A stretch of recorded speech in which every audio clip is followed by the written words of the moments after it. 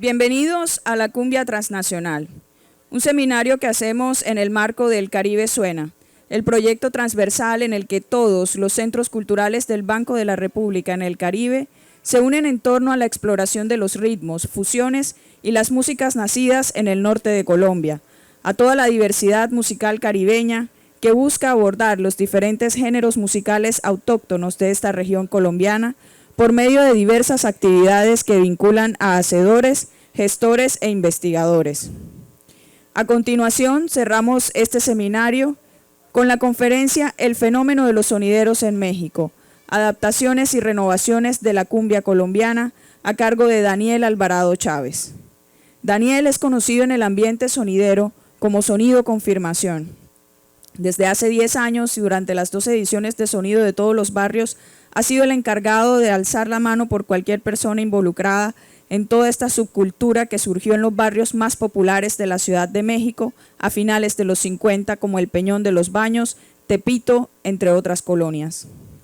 En esta conferencia conversaremos alrededor de los aspectos propios de la cultura sonidera a partir de un punto de vista objetivo y a través de personajes, lugares, anécdotas y pasajes claves en la industria, así como del intercambio musical entre México y Colombia. Tendremos un acercamiento a dicho movimiento que desde la década de los 60 ha dotado de visualidad e identidad al tráfico cultural en Ciudad de México. Con ello nos aproximamos al impulso que el consumo de música colombiana en México ha significado para músicos, compositores, artistas, productores y sellos discográficos de ambas naciones y el resto de Latinoamérica. Agradecemos a la Secretaría Distrital de Cultura y Patrimonio de Barranquilla por la retransmisión de esta conferencia en sus redes sociales y le damos la bienvenida a Daniel, quien ha llegado desde México a conversar con nosotros sobre este fenómeno. Muchas gracias, Daniel. Muchas gracias, Catherine, muchas gracias a la ciudad de Barranquilla, a la gente que se ha dado el tiempo para venir a escuchar esta charla, esta conferencia. Altamente agradecido con el Banco de la República. Para mí es un honor venir a platicar de mi experiencia y el acercamiento de la música colombiana en mi país, algo que he hecho siempre con mucho amor y una conexión directa que hay a través de la música con la ciudad latinoamericana. El proyecto Sonido Confirmación, justamente el nombre lo dice, es solo estoy confirmando lo que todas, todos, cada una de nosotros vemos cuando caminamos una ciudad latinoamericana. Obviamente quiero empezar agradeciendo, aparte del Banco de la República, a mi equipo de trabajo, Marco Antonio Aviña, Rex Bantro, Lorenzo Masna, Mateo Ribano, Alejandra Gómez y pues toda la gente, y a Beatriz Tejada, quien es también mi pareja sentimental, que ella es colombiana y que también me ha motivado y me ha impulsado mucho y que seguramente ella y su familia estarán muy orgullosos de lo que les voy a compartir a continuación. La Ciudad de México es una ciudad en la cual se han gestado infinidad de comunidades de baile. Es una ciudad en la que siempre está sonando música. Desde los años 20, cuando había una conexión directa entre la música de Cuba con la Ciudad de México, una ciudad altamente danzonera, en la cual los danzones llegaban a la Ciudad de México, y después en los años 30, cuando la industria de la televisión y de la radio se empezaron a consolidar en una ciudad como la Ciudad de México, fue a través de la XCW, que ahora es una empresa gigantesca como Televisa, o fue a partir de que RCA llegó también a establecerse, estando en Nueva York, llegó a la Ciudad de México. Fue que entonces artistas, Daniel Santos, la Sonora Matancera, Acerina, empezaron a llegar a grabar a la Ciudad de México. Y cuando esta industria musical se consolidó ahí, empezaron a surgir ciertos recintos, salones de baile, en donde la gente en la Ciudad de México, principalmente en el primer cuadro, que es el centro histórico de la Ciudad de México, empezaron a surgir estos salones de baile en donde la gente iba de etiqueta, realmente a escuchar como a una orquesta cubana, y era como mucho, tenía mucho caché, había mucha elegancia en ese mundo. Al mismo tiempo, en el barrio de Tepito, que es uno de los barrios que más han resistido y que más han como formado una identidad de 100% de resistencia, que ahora es, pues, no sé si bien o mal llamado Barrio Bravo. En este barrio, que es uno de los barrios más importantes del centro histórico, empezaron a llegar estas orquestas a tocar en vivo y se armaban los danzones en la vía pública. La Ciudad de México es un lugar en el que ha dejado claro que cuando la gente se junta para bailar. Tepito, como uno de los primeros barrios a los que hago referencia, es un barrio muy musical. Tan es así que yo cuando comparto con Beatriz Tejada, que es mi pareja, cuando vamos al barrio de Tepito nos encanta meternos a unas tienditas en donde uno puede comprar un trago o comer, y al mismo tiempo hay una rocola en donde siempre está sonando salsa colombiana.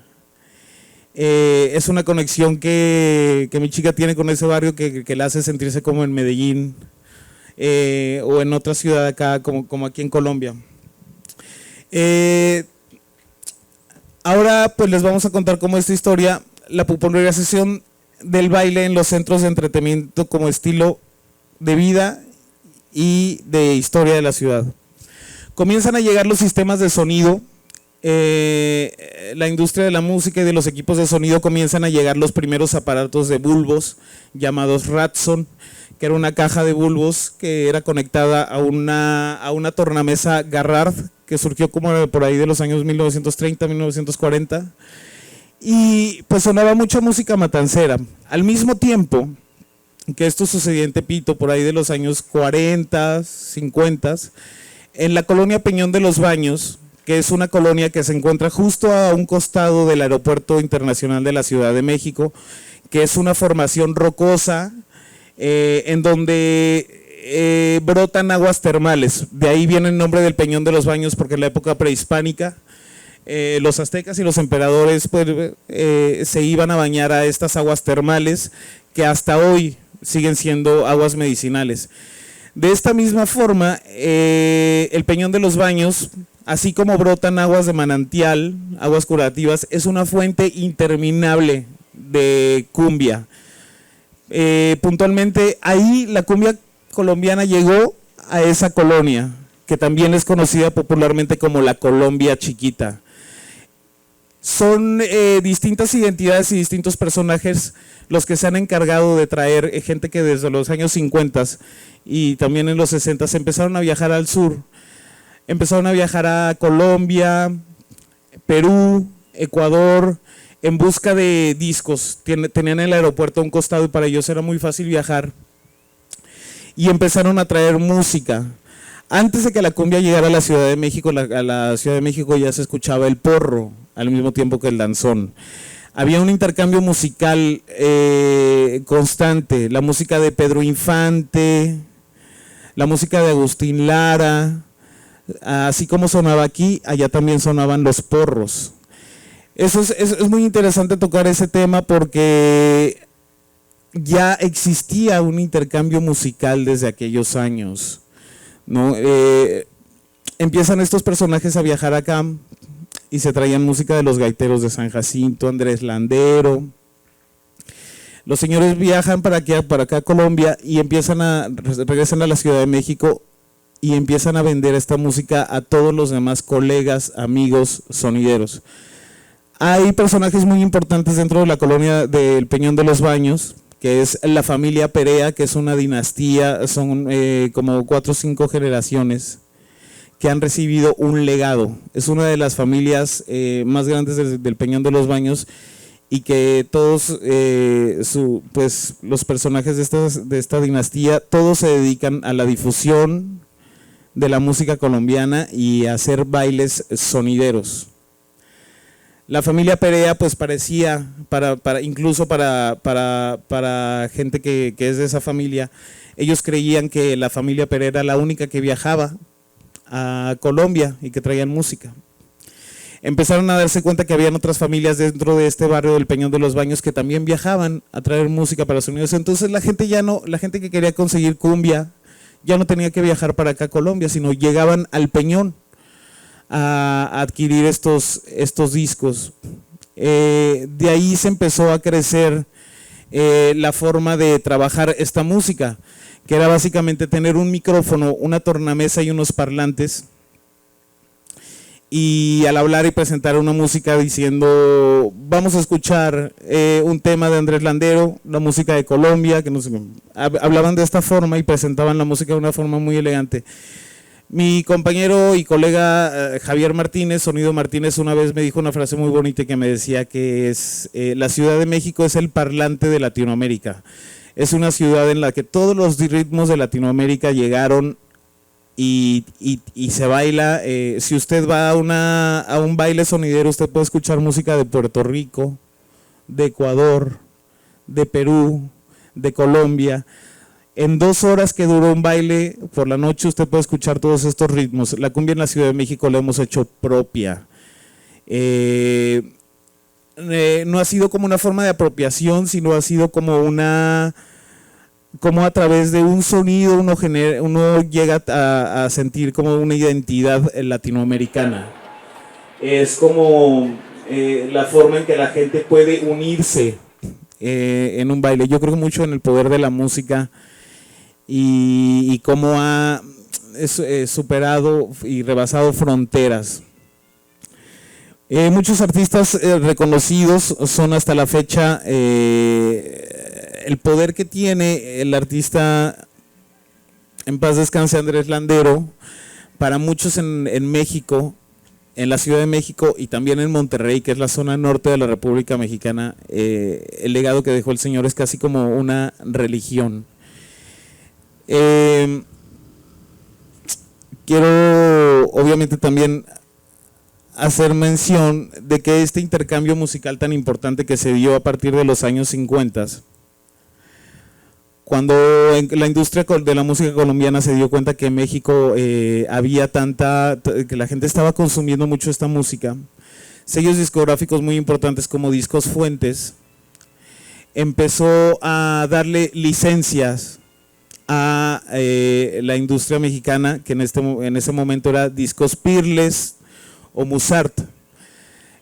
Al momento en el que se dan cuenta de esto, Discos Fuentes empieza a darles licencias musicales a las disqueras mexicanas para que empezaran a prensar discos finamente curados y seleccionados por personajes sonideros como la dinastía Perea del Peñón de los Baños. Entonces no era raro de pronto encontrar un disco en LP de larga duración que decía Tequendama de Oro o el disco de oro para equipos de sonido, en el que incluso Discos Fuentes les cedía los derechos para distribuir esa música y les daban la completamente libertad de incluso cambiarle el nombre a dichos temas, porque muchas veces los sonideros en aquellos tiempos, conseguir esa música es o tenías que venir a Colombia o tenías que ir al Peñón de los Baños. La música era como, se guardaba con mucho celo y como un tesoro preciado,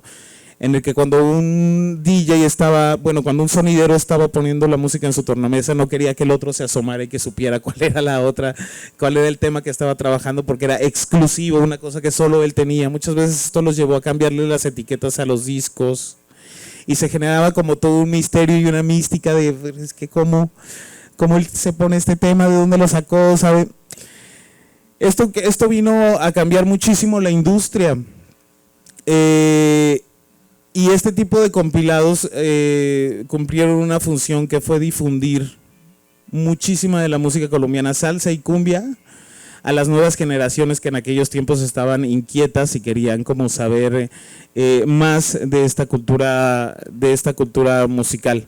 Esto es la promoción de la música mexicana en los años de 1960.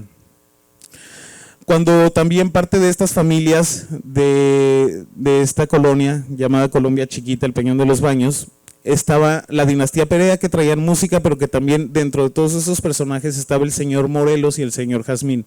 El señor Morelos es una persona que a la fecha tiene como 74 años, él sigue compartiendo la música, es amigo y colega, lo respeto mucho, es un señor con una humildad y una sencillez impresionante. Él, con todo ese conocimiento que había adquirido en sus viajes hacia acá,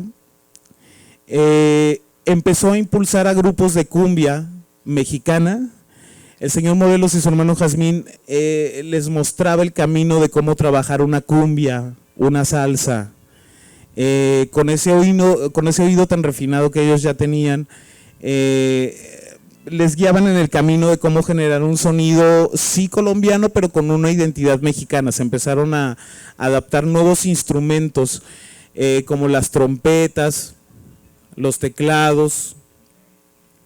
Se empezaron a hacer como versiones, reinterpretaciones de muchas cumbias famosas. Se empezaron a trabajar con grupos mexicanos y fue gracias al señor Morelos y al señor Jazmín que en aquellos tiempos pues guiaban a estos personajes a trabajar eso. También se encargaban de llevar artistas muy importantes en aquellos tiempos como las estrellas de Zar, la diosa de Oriente. Llevaron a Joe Arroyo también en su momento a hacer bailes en el Peñón. Era un momento en el que las calles, era más fácil hacer bailes en lugares públicos, en las calles, porque no había tanta, no quiero decir represión, pero no había tanto control por parte de las autoridades, y eran bailes completamente libres en los que la gente hacían organizaciones vecinales, hacían una cooperación voluntaria y juntaban, pues, como decimos en México, una ronchita, una buena cantidad de dinero para poder pagar a estos artistas o a los sonideros que en ese momento pues llegaban con parlantes retro, que eran trompetas, como las que usan así como para vocear, y panales, que son como unas cajas armadas por ellos mismos, que les dicen que los que ponían tweeters. Entonces eran los bajos, los cajones. Ellos siempre fueron como obreros del sonido, es así como yo los defino, porque es gente que se dedicaba a la carpintería o a la herrería, que sabían soldar y que sabían de sonido. Se armaban sus propias cajas y esto lo llevaban en carritos a las plazas públicas, a las calles. Entonces fue como se empezó a generarse este tipo de personajes. Esto paralelo a la cultura del pico que ahí existe aquí, ¿no? Que era pues muchas de las salsas que los picos y en los carnavales se volvieron exitosas, muchas veces llegaban allá casi en paralelo. Muchos artistas, talentos de la salsa y de la cumbia colombiana incluso llegaron a México y le cedían a ciertos sonideros estos temas, como el señor Ramón Rojo, sonido La Changa, que es como la bandera de los sonideros en México. Es un señor que nació, creció y vivió en Tepito durante mucho tiempo, y es un señor que desde que Ramón Rojo tenía 14 años trabajaba con un tío suyo, el cual tenía una rocola que rentaba para bailes privados en las vecindades.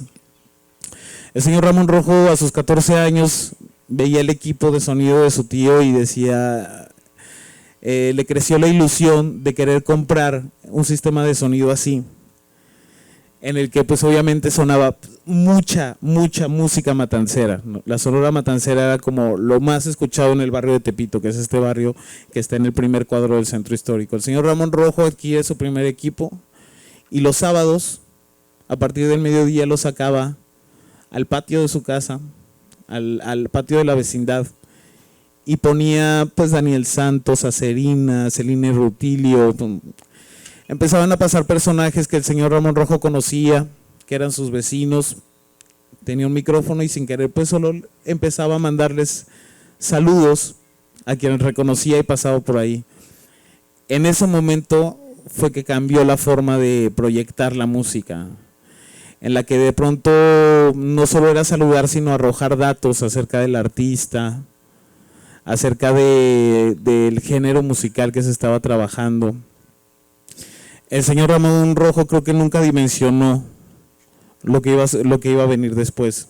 Le decían La Changa porque también tenía como ciertos rasgos que pues en el barrio de Tepito es un barrio popular y que tiene un folclore en el que muchos dicharacos y cosas así pues han quedado marcados hasta nuestros días.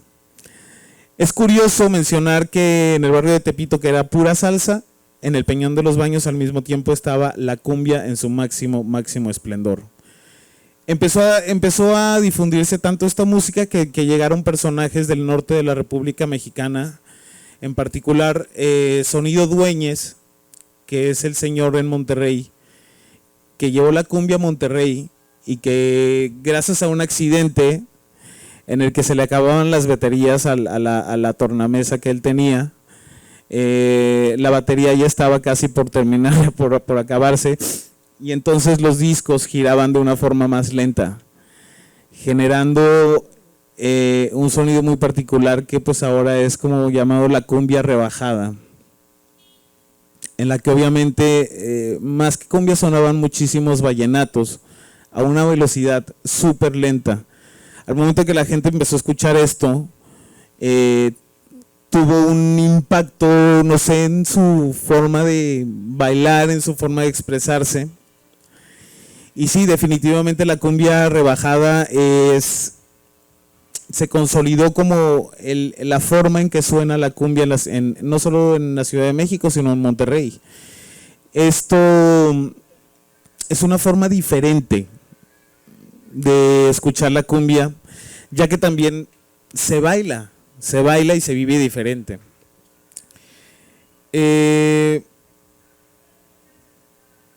Consolidación del imaginario cotidiano. La imagen y la cultura sonidera con sus adaptaciones se convierte en parte fundamental del escenario que constituye la sociedad que habita la Ciudad de México y la zona metropolitana, así como el impacto que el movimiento migrante provocó en la Unión Americana.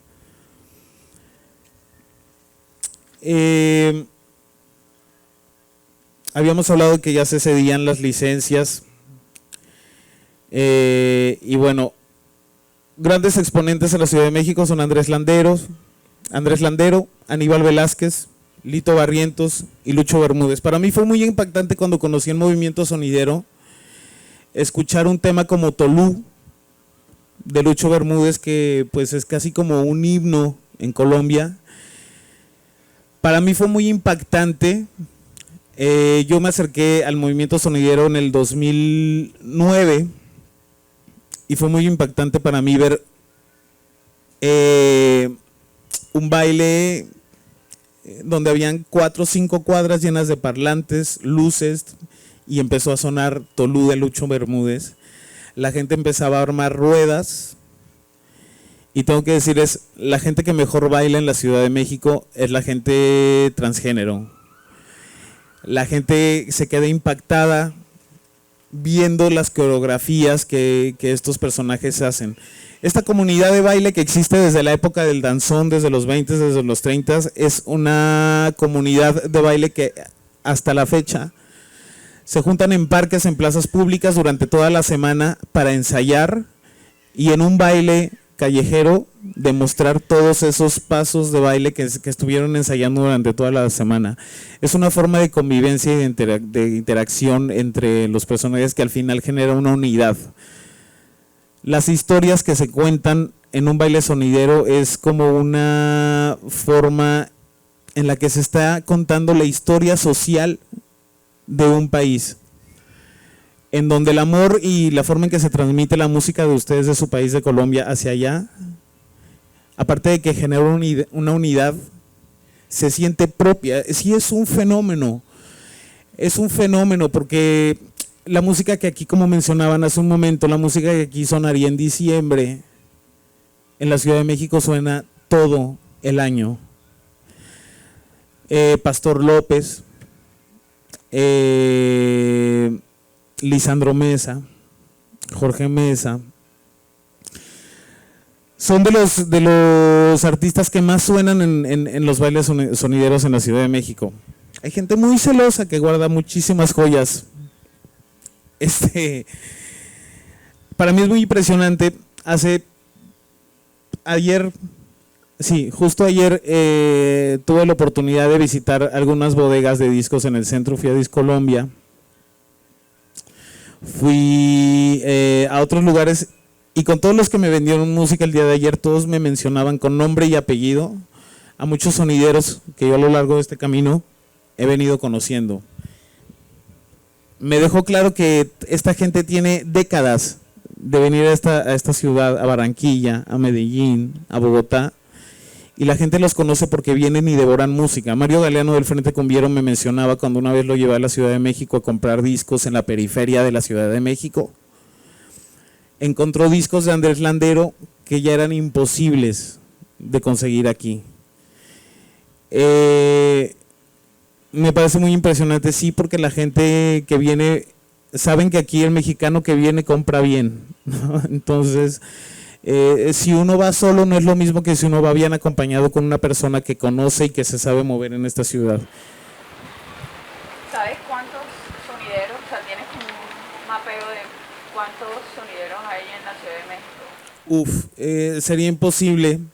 No hay como una cuenta, porque sí hay sonideros que son como que tienen más renombre, que es Sonido La Changa, Sonido Super Dengue, Sonorámico, La Conga, La Timba, Sonido Ecos, bueno, pero también hay sonideros que hay sistemas de sonido que son más pequeños, pero que son también muy poderosos, que es justo lo que a mí más me gusta. Obviamente sí le tengo mucho respeto y admiración a ciertos personajes que son íconos del movimiento sonidero. Para mí en lo personal el señor Ramón Rojo tiene la bandera de los sonidos en México, pero el que me llegó y me tocó el corazón es Pedro Perea, Sonido La Conga. Y sí les quiero platicar esta anécdota porque para mí la primera vez que visité el Peñón de los Baños fue con una amiga que estaba visitando la Ciudad de México, ella venía de España. En ese momento yo tenía auto y era para mí más fácil transportarme. Fuimos a una fiesta de 15 años en la calle, pero que no parecía una fiesta de 15 años, era un baile masivo. Y estaba el señor Pedro Perea, que es un personaje del barrio y que viene de un barrio pobre, pero que tiene una elegancia y un estilo para presentar la música muy especial. En ese momento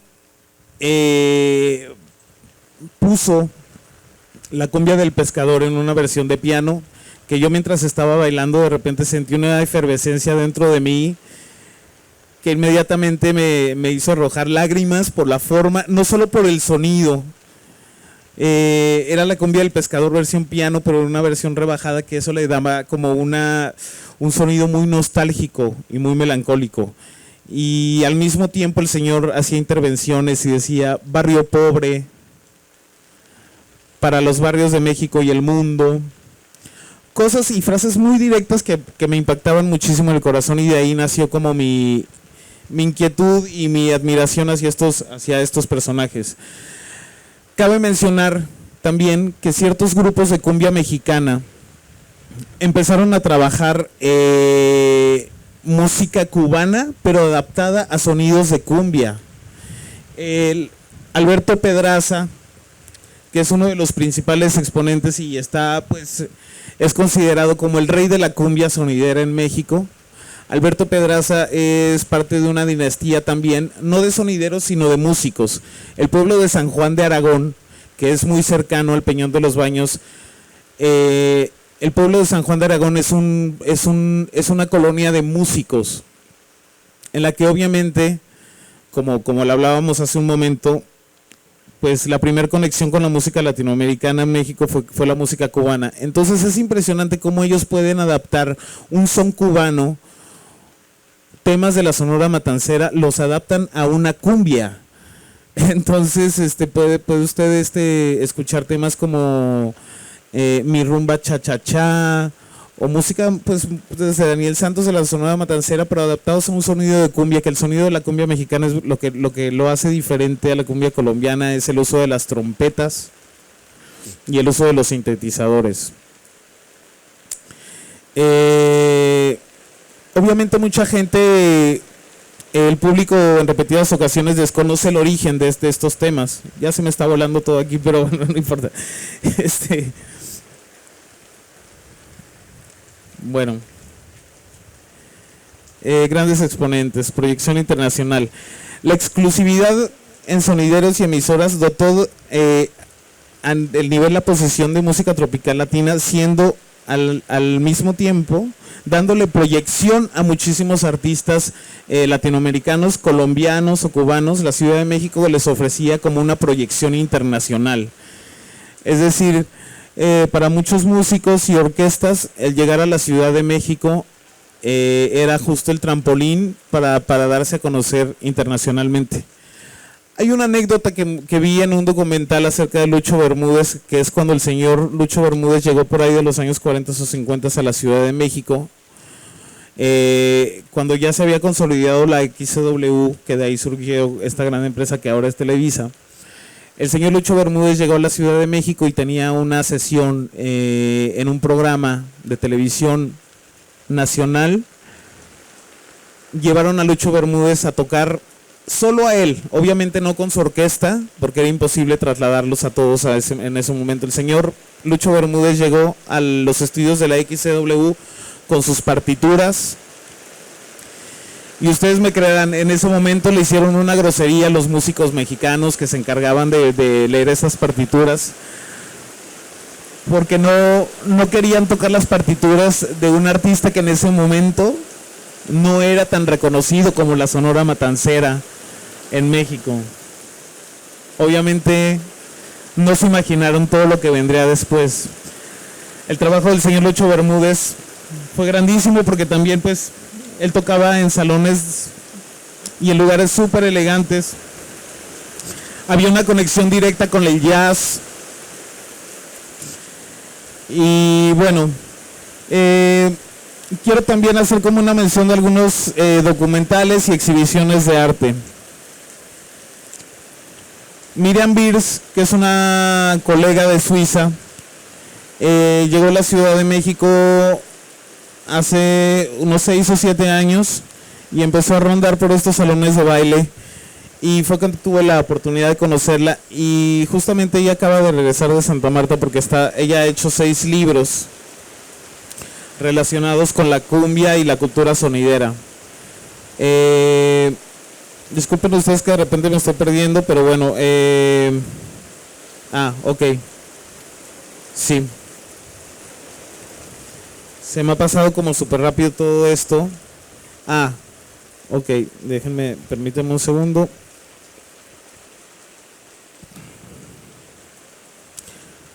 La cumbia llega a la Ciudad de México como un eco cuyas configuraciones rítmicas e interpretaciones han experimentado cambios, tanto en velocidad como en acompañamiento y presentación, así como la integración de instrumentos contemporáneos hasta la creación de nuevos sonidos, provocando desde el fervor y admiración la aparición de subgéneros musicales tales como la cumbia rebajada, la cumbia electrónica y particularmente la cumbia poblana.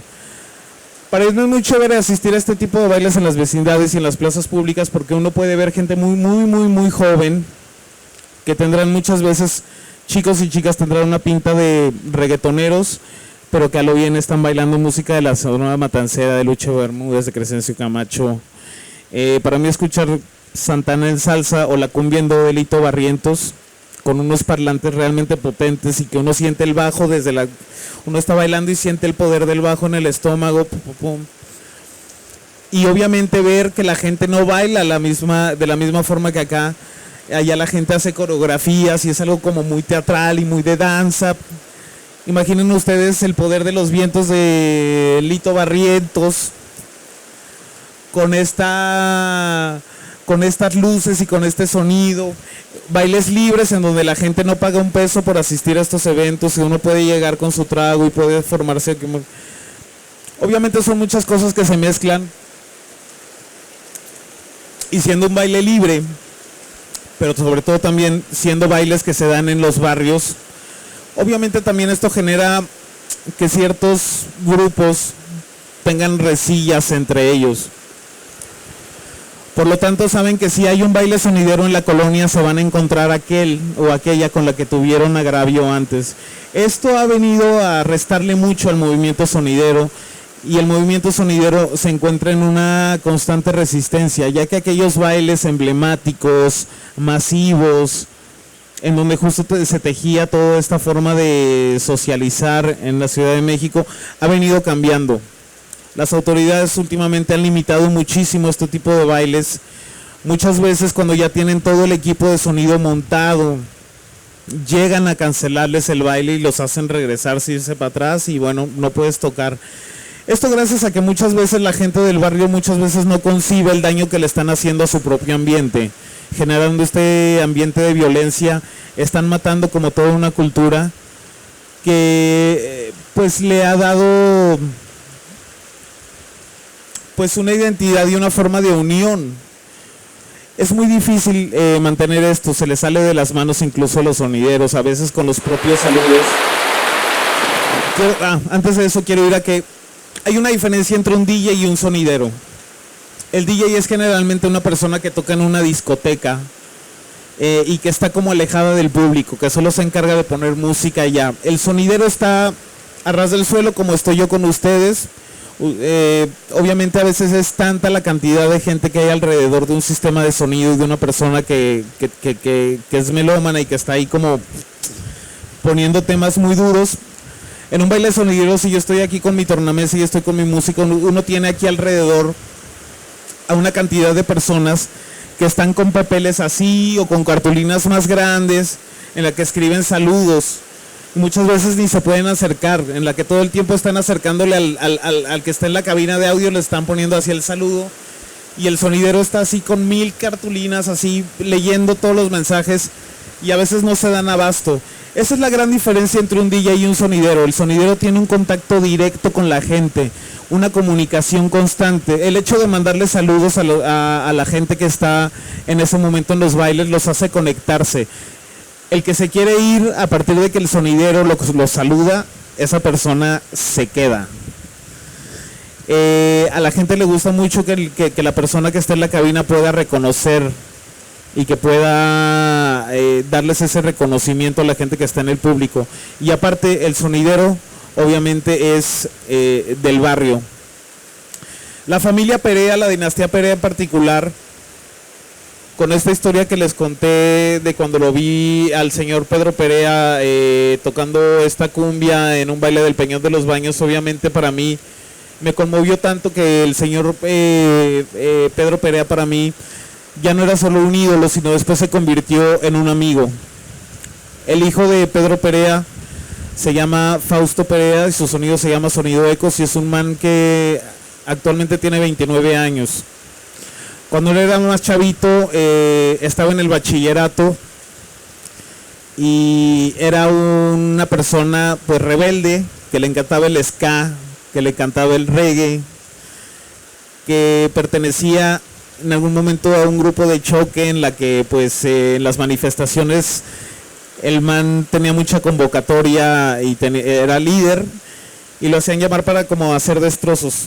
Su papá lo rescató de eso y le dijo que tenía como que reivindicarse, y es un joven que cuando supo que yo venía para acá, que las primeras veces que yo venía a Colombia, me llamó Fausto Perea y me llamó su papá, Sonido La Conga, Pedro Perea, y me dijeron que estaban muy agradecidos conmigo, y me dijeron una frase muy bonita que decía que las amistades eran regalos que le daba la vida y que el haberme conocido era un regalo y que había que cuidarlo, que se sentían muy orgullosos de mí por el hecho de que yo viniera a Colombia y que para ellos era un embajador de los sonideros en México. Honestamente para mí es muy importante estar aquí, pero también me gustaría estar acompañado de ellos, que también puedan contar su versión, porque son muchas historias las que se han contado dentro del movimiento sonidero y sería imposible mencionarlos a todos y a cada uno de ellos. Se vino la lluvia y eso también que me da gusto porque también me ha tocado ver bailes sonideros en donde aunque llueva o relampaguee, la gente está ahí para bailar y gozar. Es muy conmovedor ver este tipo de cosas, y bueno, sobre todo el puente, el vínculo que hay entre Colombia y México, no sé, me doy cuenta que somos países hermanos. Cuando yo vengo a Colombia, siempre me han recibido desde migración en el aeropuerto y se han referido a mí como hermano, bienvenido, esta es su segunda casa. Para mí fue muy importante venir a Colombia desde la primera vez, porque cuando empecé Sonido Confirmación,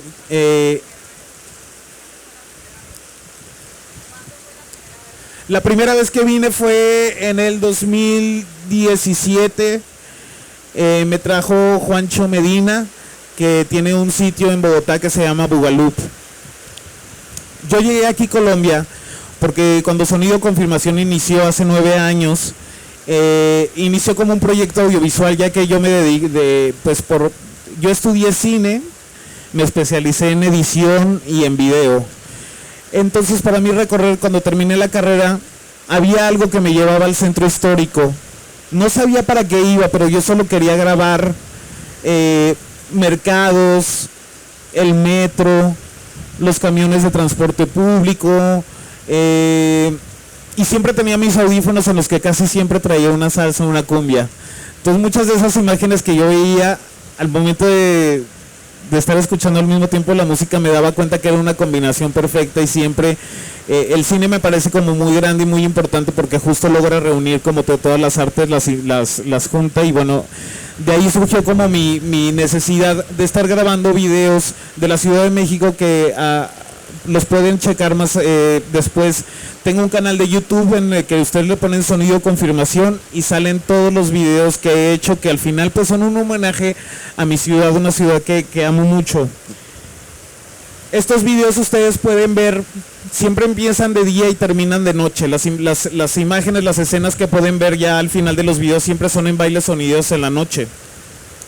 Empecé a hacer estos videos y de repente me di cuenta que ya me estaban contratando para poner música. Tengo que admitir que las primeras veces que toqué en el barrio, la gente no bailaba. Mi tío es sonidero, un tío muy cercano de sonidero, se hace llamar Sonido Bongo, Jesús Ramírez. Yo lo veía trabajar a él y era una persona que estábamos en la calle, ponía unas escaleras, se subía al poste de luz, abría la caja, se chupaba los dedos, abría la caja, juntaba los cables, agarraba corriente del alumbrado público, se bajaba y así con las manos sucias empezaba empezaba la rumba. Es carpintero también y él se hacía sus propios equipos de sonido, y un día me acerqué y le dije: Jesús, a mí me gustaría, con todos estos videos que te he mostrado, me gustaría tener un proyecto también de sonido, como no quiero hacerlo igual, pero quiero como hacerlo con mucho respeto, ¿no? Y me dijo: ponle nombre y aquí está el equipo. Las primeras veces toqué en el barrio con él y la gente se me quedaba viendo como muy extraño y me decían: pero ¿y este muchacho gomelo que sabían que era su sobrino, pero todavía no me identificaban como del barrio, y yo me ponía muy nervioso porque yo sabía que era música que ellos y ellas bailaban, pero como yo todavía no tenía este acercamiento con ellos, fue como una prueba de fuego en la que yo le decía a mi tío así: pero es que no bailan, tú dale, Dani, dale. Yo empezaba a sudar. Me di cuenta que ya después del tercer baile la gente ya me identificaba, y la gente en el barrio es muy exigente y muy conocedora de la música. La música que suena en un baile sonidero no es la música que a usted le ponen en el radio. Sí existe, suena la cumbia y suena la salsa en el radio, pero en un baile sonidero es música que no está tan al alcance de todos, pero que de ahí el que no conoce pregunta y se entera. Entonces por eso es el que sabe, y el que no, que aprenda. Sin querer, después de tocar en los bailes sonideros en el barrio con mi tío, la primera vez que a mí me contrataron ya para tocar con el sonido de mi tío fue en la Escuela Nacional de Artes Plásticas, que está en el Centro Nacional de las Artes y que es una de las escuelas de artes plásticas más importantes en la Ciudad de México. De ahí fue el camino que de repente me llevaron a tocar a esta escuela de artes, y de repente ya me estaban contratando para tocar en galerías de arte o en bares o lugares que de pronto eran como más, que eran de otro ambiente, igual un poquito más gomelo, más fresa. Y ahí me di cuenta que sí tenía un pie en el barrio y tenía otro pie pues y que estaba llevando como la cultura sonidera a otros tipos de ambientes. Tengo que admitir que a veces tocaba en bares o en lugares cerrados y la gente no cachaba la onda de mandar saludos en servilletas o así. Entonces yo lo que hacía era que empezaba a mandar saludos a mis amigos imaginarios. Solo para que la gente pudiera como saber de qué se trataba eso, y como induciéndolos a que quería tener yo una comunicación con ellos. Me pareció muy interesante porque también toqué en un lugar que tenía que era como para un estatus más alto, y me decía el que me contrató: pero es que usted hable. Yo tengo un procesador de voz en las que la voz, como me la escuchan ahorita, con mi procesador de voz se vuelve así, tiene un eco ¿no? Y hay dicharachos y cosas así que se van aprendiendo, que es un lenguaje del barrio, rimas, como decía la señora Seferina, no era tanto como hablar de amor, sino eran como dichos, frases célebres de picardía mexicana, que de repente pues eso te ayuda a conectar mucho con este ambiente sonidero. Hay gente muy querida, como Miriam Beers, que ella es escritora y es de Suiza y le tiene un cariño muy especial al mundo sonidero y le ha rendido homenaje en vida a muchísimos personajes que están en esto. Ella, cuando llegó a la Ciudad de México, empezó a ir a mis bailes que se hacían casi siempre en la Plaza de Garibaldi, que es la Plaza del Mariachi, que es justo a un costado del lado de Tepito y también está en el lugar del centro histórico. En ese momento el Salón Bombay, que era un salón que desde que yo era un bebé mi papá ya conocía, porque antes era un centro nocturno, era un cabaret, que después se volvió un centro cultural, fue el primer lugar, el primer sitio que a mí me abrió las puertas y que lo sentí como mi casa, porque yo 2 o 3 veces al mes tocaba ahí. Empezó a llegar gente muy joven que le gustaba el rap, que le gustaba el graffiti, y en estos toques, en estos bailes, de repente empecé a hacer amistades que se dedicaban al graffiti, y entre ellos Rex Bantron, que es parte de un crew de graffiti que es México, Colombia y Barcelona, que se llama APC, Animales, Poder, Cultura. Y a partir de este vínculo con ellos, Rex Bantron, mi amigo que vive en Garibaldi, que es APC, me decía, es que usted lo quiere conocer un man que vive en Bogotá y que también colecciona discos y que es parte de este crew de graffiti. Su nombre es Mateo Ribano, y Mateo Ribano pues es colega y amigo de Frente Cumbiero, de Alejandra. Mateo Ribano es el personaje que les hace como todas las portadas y los videoclips a Meridian Brothers, Frente Cumbiero, Chúpame el Dedo, Los Pirañas. Mateo Ribano fue el que después, cuando empecé a tener comunicación con él, me decía, yo estoy detrás de Juancho Medina, para que usted tiene que venir aquí a Colombia, Lo logró gestionar como la primera vuelta, que fue tocar en el Bugalup, que fue un viaje bastante complicado, porque Juancho Medina muy amablemente nos compró boletos, unos tiquetes de avión como en clase ejecutiva, pero yo viajé de la Ciudad de México a Sao Paulo, Lima, Bogotá. O sea, fue como todo en primera clase, todo muy fashion, todo muy chévere, pero fue un viaje larguísimo en el que, aparte, antes de salir del aeropuerto de la Ciudad de México, pues a un señor como que le dieron unas complicaciones y todas las conexiones que teníamos se retrasaron. Llegué a la ciudad de Bogotá impactado, venía escuchando mucho Afro Sound desde que venía del avión, y cuando empecé a ver todas estas montañas que rodean la ciudad de Bogotá, yo ya sentía como esta estética tropical que tenía la ciudad de Bogotá. Estaba muy conmovido, por supuesto. Mi equipaje, yo llegué un 20 de diciembre, mi equipaje no llegó hasta el 31 de diciembre, un año nuevo. Toqué sin equipo, toqué sin procesador de voz, pero sabía que ya Colombia ya me había dejado con la llave dentro del corazón. Vine y trabajé, estaba un poco nervioso porque yo iba a poner cumbia, iba a poner Lucho Bermúdez, Aníbal Velázquez, pero yo se las iba a poner más lenticas, rebajadas, como es el estilo sonidero. No sabía cómo lo iban a recibir aquí. Tenía también un poco el temor de que me dijeran, pero ¿qué está usted haciendo? ¿Por qué las pone así? Obviamente me apoyé muchísimo de mi material audiovisual. Entonces la gente veía mis visuales y veía la forma de bailar de la gente de la Ciudad de México, inmediatamente conectó.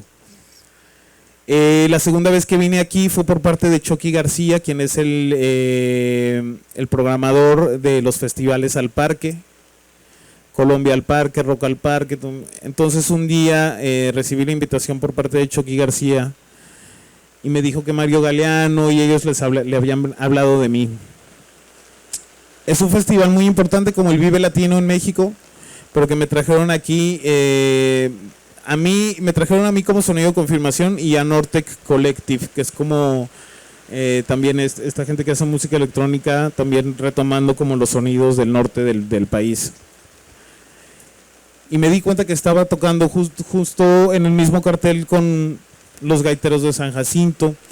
Llegué a Bogotá esa segunda ocasión, y cuando iba entrando yo al Hotel Tequendama me encontré al señor Pastor López, que iba saliendo. Y le dije, señor Pastor López, no tiene usted idea de lo que su música ha hecho en la sociedad de mi país. O sea, no sabe, temas como Traicionera, como Sorbito de Champán, son casi un himno. Y me dijo, mi hermano mexicano, qué orgullo que usted me diga eso, me da mucho orgullo, muchas gracias. Y le digo, no, el agradecido soy yo. También pues que apenas voy entrando al hotel y con la primera persona que me topo sea con usted, pues para mí era como un honor. Me gustó mucho estar en el Parque de los Novios poniendo discos y obviamente de repente la emoción pues me inundó y me tuve que voltear cuando una pareja, pues de una pareja ya de madura, se me acercó y me dijo, usted puso ese tema de ahorita Castillo, pero usted lo puso más lentico y no sabe cómo nos ha hecho recordar a nuestros hijos y a nuestras hijas. Muchas gracias por esto. Y ahí como que reafirmé, ¿no? Que Colombia ya era como, no sé, fue muy emocionante. Cada sistema de sonido, cada sonidero tiene un gusto particular por ciertos géneros. Sonido La Conga tiene un gusto por la cumbia peruana. Sonido La Changa tiene un gusto por la música matancera. Sonorámico tiene un gusto muy particular por la salsa y la cumbia colombiana. Obviamente lo que más suena en los sonideros en México es la cumbia. La cumbia como el género pues estandarte y bandera. Obviamente si uno visita lugares como Monterrey, Nuevo León, que es uno de los lugares en el norte de la República Mexicana, así como el Peñón de los Baños es llamado Colombia Chiquita, también en Monterrey es la cumbia regia, en donde sí es cumbia, pero también es vallenato rebajado, y en donde la gente tiene afuera de sus casas, tiene las banderas de Colombia, siempre playeras de la casaca de la selección colombiana, en donde bueno, conocí a un señor que es de Medellín, pero que se quedó en Colombia desde los años 50 porque se enamoró de una mujer de Monterrey, y es un señor bastante reconocido como dentro del ambiente del vallenato, y se quedó en la Colombia regia, que es justo todo este fenómeno de cumbiamberos en Monterrey, del cual como una ventana a esta cultura es la película de Ya no estoy aquí, en donde uno puede ver como estos lugares, la Independencia, que también es un barrio bravo, que es un barrio complicado, en ciertas zonas marginado. Para la gente la Colombia es una religión, es un modo de vida. La forma de interactuar entre ellos, entre ellas, es siempre a través de la cumbia. Ahí sí que ustedes pueden ver ruedas de cumbia que se suceden casi cada fin de semana, donde la gente afuera de sus casas en las esquinas se junta con un acordeón, con tambores, incluso toman aguardiente, y esto sucede cada fin de semana como una forma de convivencia normal. Me parece muy importante, o sea, que aquí por ejemplo sí estamos en Barranquilla y que solo esto se den en carnavales. Yo no sé qué influencia que ha tenido su música, pero ha llegado a tal grado que para los mexicanos, las mexicanas, es un estilo de vida en las que de verdad que sí, la forma de tener cercanía con la gente es a través de este género musical. Muchos colombianos llegan y se quedan a vivir en Monterrey o en la Ciudad de México, y en los bailes venden empanadas, venden como siempre un cachito de su tierra, se vaya. El Peñón de los Baños, pues la gente, el Peñón de los Baños es un barrio que aparte mantiene sus tradiciones de carnaval. Hacen carnavales 3 veces al año para la Virgen del Carmen, para los 3 Reyes Magos. Hacen estos carnavales donde la gente se iba con máscaras, música, cohetes todo el tiempo. Es un pueblito dentro de una ciudad, de un monstruo de ciudad. Es la única colonia en donde sí se siente ese ambiente de carnaval, en donde llevan ballets y orquestas como los Gaiteros de San Jacinto, ¿no? Donde Juan Valdés, este tema musical es un himno, y donde sí llevan ballets colombianos, los contratan para ir a dar como muestras de baile allá. Es una riqueza cultural que ustedes tendrían que estar en la Ciudad de México para que se den cuenta de todo el impacto que ha tenido la cultura de la cumbia en este país, que podría ser una ciudad tan grande en donde obviamente, como lo dije al principio, es el parlante de Latinoamérica, pero que domina la cumbia en todo su esplendor. Yo me siento muy orgulloso de poder venir aquí y contar como esta historia y ser como parte de este seminario en el que pues me traen aquí justo para hablar de esta conexión que hay entre Colombia y México. Nunca se va a acabar esta conexión y siempre se va a seguir como nutriendo y gente muy joven está sabiendo lo que significa esta cultura. Y es muy curioso que los mexicanos, aunque no hayan estado en Colombia, sienten ese fervor solo por la música. Para mí ver una ciudad como Barranquilla, que es la primera vez que estoy aquí, es todo esto que he escuchado de la música que se ha hecho aquí, ver esta ciudad, sentir esta humedad, sentir como esa ciudad de Latinoamérica, digo, todo lo que escuché ahora lo estoy caminando, ¿no? La primera vez que estuve en Medellín estaba en un apartamento donde tenía una vista hermosa de toda la ciudad. Y ese vapor que hermana la ciudad de Medellín, y solo estaba pensando en Joey Arroyo así. Madrugada a caer, desvanecer. Es muy impresionante y los sonidos en México han cumplido esa función, difundir la música colombiana de Latinoamérica, y la han llevado a puntos exorbitantes. Fruco, Joey Arroyo antes de morir, Wilson Manyoma, van allá y son recibidos con manteles largos, ¿no? Asociaciones de sonideros allá los tratan como reyes y hacen convivencias en las que sí está siempre invitado el público en general, pero son como este tipo de seminarios, pero está llenísimo de gente, ¿no? De muchísimos lugares. Tengo un programa de radio que es en la radio pues abierta en FM. El programa se llama Cumbiódromo. Y obviamente cuando el programa tiene un año y es en una estación de radio en donde suena hip hop, música electrónica, bueno, todo esto. A mí me comisionaron la música tropical y en particular de la cumbia. Fue también el destino me llevó ahí, porque yo siempre quise hacer radio. Entonces a los 11, 12 años jugaba que tenía mi programa de radio y tengo los cassettes. Yo soy Danny Boy, regresamos con el especial de Metallica, esto es en tu estación Aire Libre. Y el nombre de la estación donde tengo el programa del Cumbiódromo se llama Aire Libre, justo. Y defendí mucho, yo sabía que si estaba ahí era por algo. Y si llegué ahí fue por la cumbia. Cuando yo llegaba con mis discos de 7 pulgadas de Aníbal Velázquez, así, me decían, pero ¿qué es esta belleza?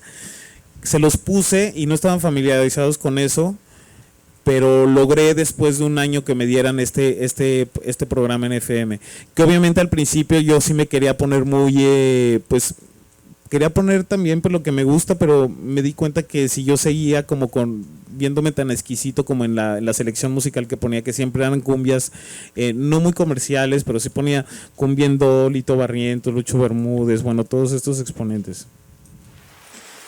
Me di cuenta que hacer un programa de radio no es hacer el programa para uno, sino para la gente que está escuchando. Entonces me di cuenta que también era importante incorporar la nueva cumbia, que también se está generando y está marcando una pauta en el consumo de la música colombiana, de la cumbia en específico. ¿Por qué? Porque ya existe la cumbia electrónica. En Puebla, que es un estado de la República Mexicana, es donde muchos jóvenes, muy jóvenes, tienen unas orquestas, bueno, unas bandas de cumbia en la que solo tocan cumbia con los sintetizadores. Entonces tocan cumbia peruana, cumbia colombiana, pero con un sonido que es solo de sintetizador. Mario Galeano, antes de que empezara a incorporar los instrumentos electrónicos para el Frente Cumbiero, cuando se dio cuenta de que ese sonido estaba muy chévere, fue cuando fue a Puebla y descubrió este sonido electrónico en la cumbia. Eso es una adaptación de la cumbia y es como que ha generado que nuevos instrumentos modernos, digitales, empiecen a integrarse. La cumbia poblana es un subgénero de la cumbia, así como la cumbia rebajada. estos sonidos electrónicos pues han llevado a que obviamente empiece el surgimiento de nuevos artistas muy jóvenes, pero que al final están haciendo cumbia con otro sonido, es como una reinterpretación. Y no solo se ha quedado en México, sino también en la Unión Americana, en Estados Unidos. Hay gente que ya está apostándole y que está prensando discos con estos nuevos sonidos de la cumbia electrónica. Al principio yo tenía un prejuicio con este género, porque había veces que mezclaban la voz del landero con una guacharaca como digital y decía que pero qué manera de destruir un tema musical tan hermoso, y tenía como ese prejuicio. Lo he entendido más a partir de que tengo este programa de radio, y en el que obviamente sí, al final es cumbia, y la cumbia es un ritmo libre. La salsa, por ejemplo, para bailar es como más marcada y tiene que ser, la cumbia es un ritmo libre que solo escucharlo puedes extender los brazos o puedes abrazar a tu pareja y te permite libertad, no solo al bailar, sino también a la hora de fusionarse. La cumbia es un género que obviamente pues es tan libre que permite que puedas combinarlo con ciertos ritmos cubanos, con ciertos ritmos peruanos. Yo creo que a partir de eso es una fuente interminable. Entonces la cumbia va a seguir mutando y va a seguir adaptándose, y es un horizonte interminable en el que obviamente este movimiento, bueno, el género musical de la cumbia indudablemente se está creciendo. Los ojos del mundo están en la música que genera su país, y eso a quienes son músicos, exponentes, o a mí que tengo un programa de radio en el que me toca darle salida a todas estas cosas, para nosotros es una responsabilidad llevar esto por el buen camino, y muchas veces es inevitable caer en el exotismo, como exotizarlo. Si uno se va a Europa, pues así puede caer en eso. Pero aquí está creciendo algo más, que es un movimiento cultural, y creo firmemente en que la música, la cumbia, puede unir y nos puede hacer entendernos y a identificarnos, no como mexicanos o colombianos, sino como latinoamericanos. Y esa es una cosa hermosa, que la cumbia nunca ha estado de moda, siempre ha estado resistiendo y nos va a unir. Eso estoy seguro. Así que muchísimas gracias por permitirme dar esta pequeña charla en la que me quedo corto. Cuando ustedes vayan a la Ciudad de México, que tienen un servidor, tienen un amigo, muchas gracias. Obviamente estoy abierto a preguntas, comentarios, lo que ustedes gusten.